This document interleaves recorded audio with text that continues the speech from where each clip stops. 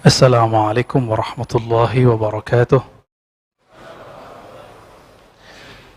إن الحمد لله نحمده ونستعينه ونستغفره ونعوذ بالله من شرور أنفسنا ومن سيئات أعمالنا.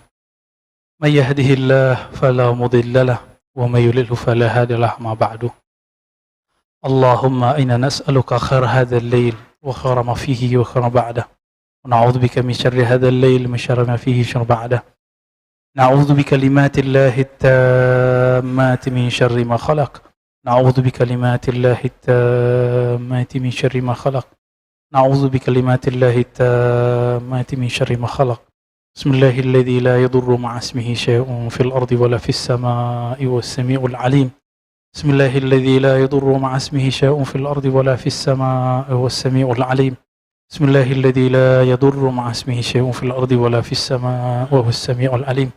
والحمد لله رب العالمين وصلى الله على نبينا Muhammad. Bapak saudara ikhwan akhwat fillah, kita masuk ke kitab Al-Hikam, kitab Risalah Al-Qushairiyah. Setelah sebulan yang lalu kita mengkajinya. Sekarang kita masuk ke bab Al-Mujahadah. Sebelumnya tentang ruh, lalu kita loncat taubah, karena taubah dulu pernah saya bahas tentang taubat. Kita masuk ke bab yang baru, Al-Mujahadah. Ini berdasarkan surah Al-Ankabut, ayat ke berapa itu ya? Walladzina jahadu fina lanahdiyannahum subulana wa innallaha lama'al muhsinin. Apa makna ayat ini? Walladzina jahadu, orang-orang yang bermujahadah. Kata mujahadah satu akar kata dengan jihad. Bedanya, ini dari kata jahada yujahidu. Kalau jihad, jahada, nggak ada alifnya. Apa arti jahada yujahidu? Jahada itu ada ungkapan ta'addi, ada ungkapan musyarakah. Apa arti ta'addi? Berjuang melawan sesuatu. Kalau musyarakah, saling melawan. Maka ulama kita memilih makna mujahadah. Ini dua arti itu. Jadi kalau disebut jihad, mujahadah, artinya bazlul juhdi, bazlul ta'ab. Mengerahkan keseriusan, kelelahan untuk melawan sesuatu yang menjadi musuh.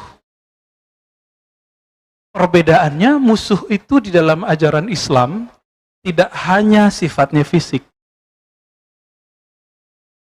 Ada dua musuh, ada tiga malah ya, musuh fisik di dalam Al-Quran.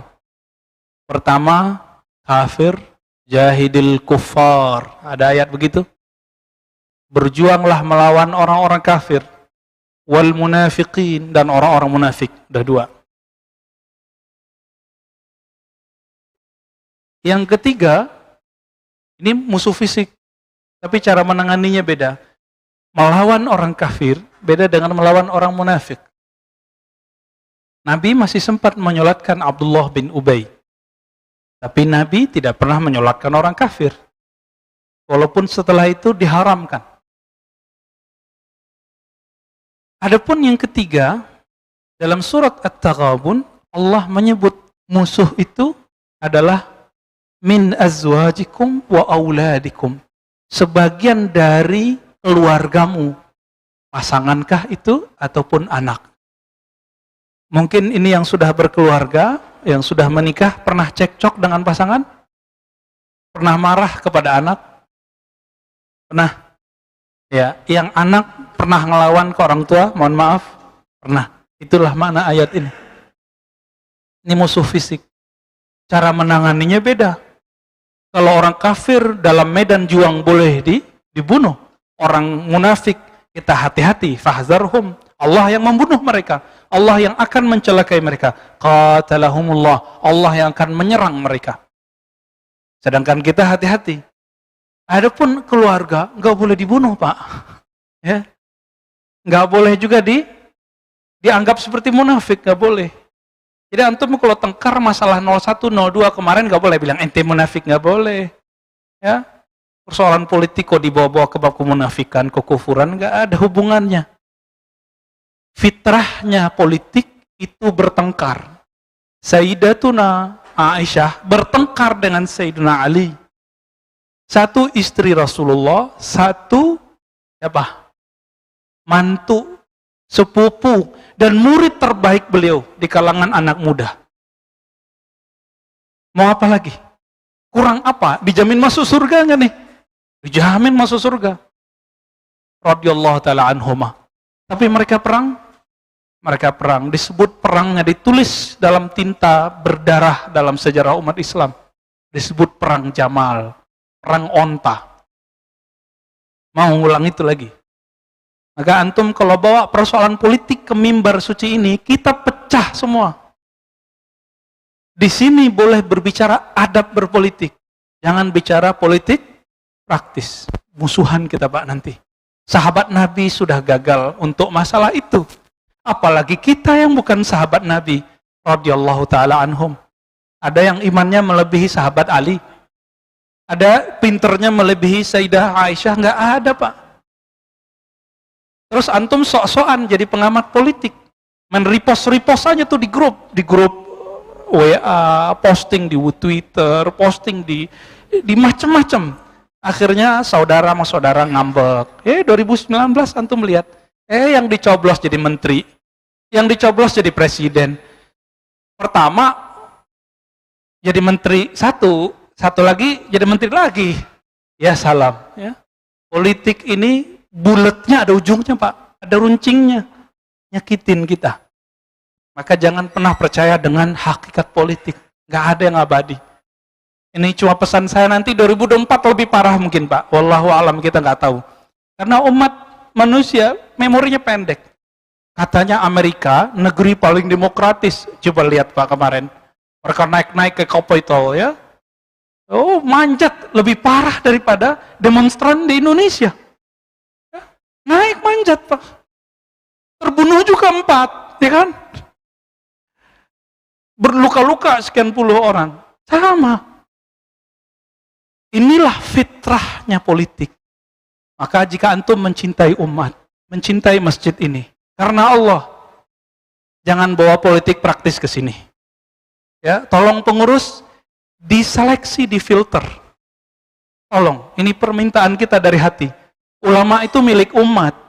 Kalau ulama mulai ngomong politik praktis, pecah umat. Benar gak? Sayyidina Ali, siapa yang lebih hebat karamahnya dari beliau? Pedangnya itu menyambar orang, bisa rebah berapa orang Pak. Tapi beliau, ternyata sehebat beliau tidak mampu membendung perpecahan. Apatah lagi kita. Maka saya dari dulu Pak, saya pernah diusir cuma ngomong ini. Di suatu masjid, diusir pas saya diteriakin di luar pakai Allahu Akbar. Dia tidak tahu di dalam hatiku juga lebih ada Allah yang lebih besar. Nama Allah lebih besar. Aduh teriak kita takbir sama dia, kalah juga dia takbir. Kita takbir, bulu roma kita berdiri. Disebut nama Allah, wajilat qulubuhum, dia nggak bergetar, dia sombong, dia sebut nama Allah. Nggak berhak dia menyebut nama Allah. Disebut nama Allah orang mengecil, nggak ada orang utama sombong. Ini takbir begitulah yang nanti yang dipunyai oleh tentara Al-Mahdi.